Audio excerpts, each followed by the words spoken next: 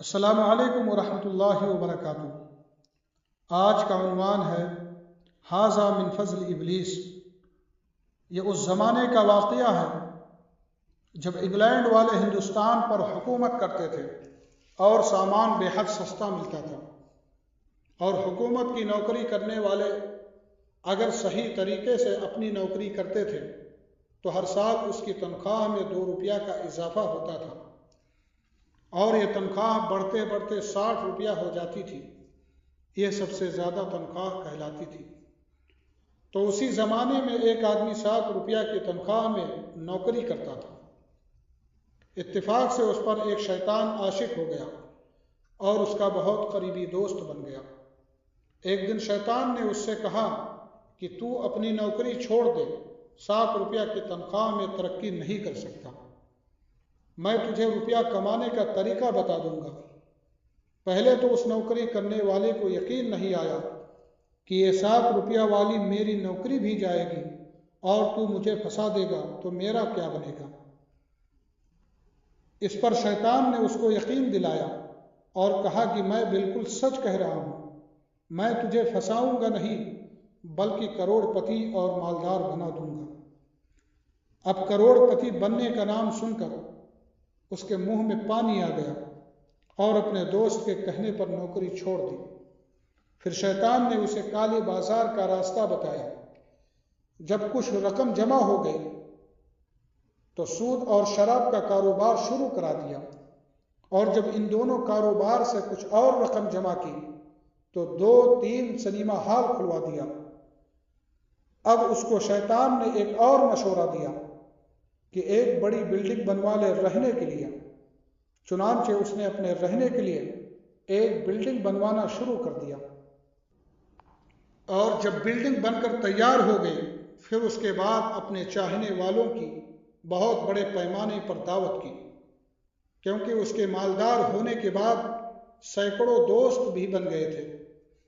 جب دعوت والے روز سب حضرات وقت پر حاضر ہو گئے تو شیطان جو اس کا مخصوص دوست تھا وہ پہلے ہی سے حاضر تھا۔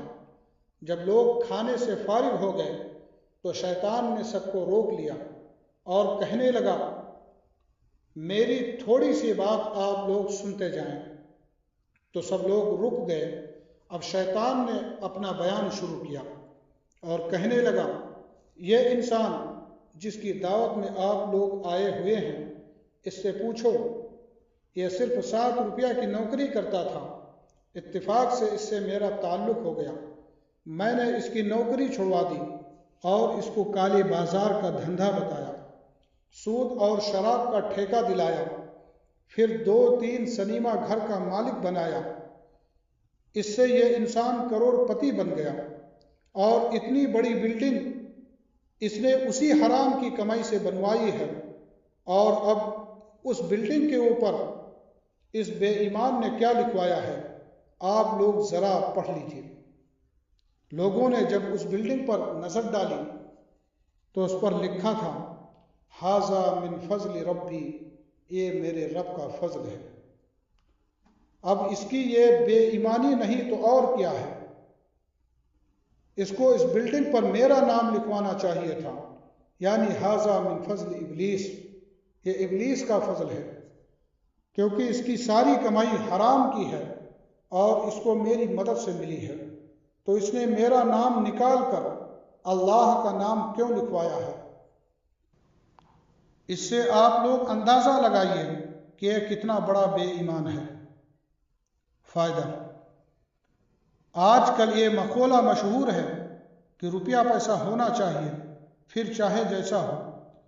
اس لیے رشوت خوری، سود خوری اور قمار بازی عام بات ہو گئی ہے، اور تجارتی لین دین میں دھوکہ دہی بہت تیز اور چالاک ہونے کی دلیل بن گئی ہے اور قابل تعریف چیز ہو گئی۔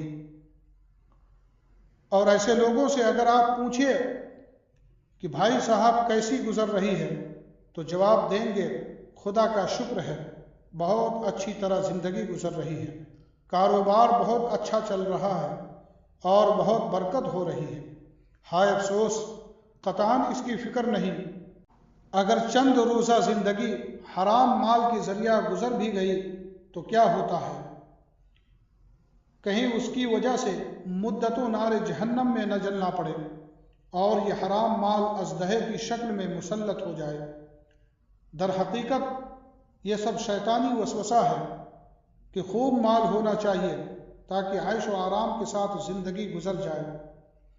حالانکہ اصل زندگی دنیا کی زندگی ہے ہی نہیں، یہاں تو جس طرح کٹ جائے بہرحال کٹ جائے گی۔ اصل تو یہ دیکھنا ہے کہ ہم نے اس زندگی کے لیے کیا جمع کیا ہے جہاں موت ہی نہیں آئے گی۔ اللہ ہم سب کو حلال کمائی نصیب فرمائے اور رزق میں برکت عطا فرمائے۔ آمین۔ وما علینا الا البلاغ۔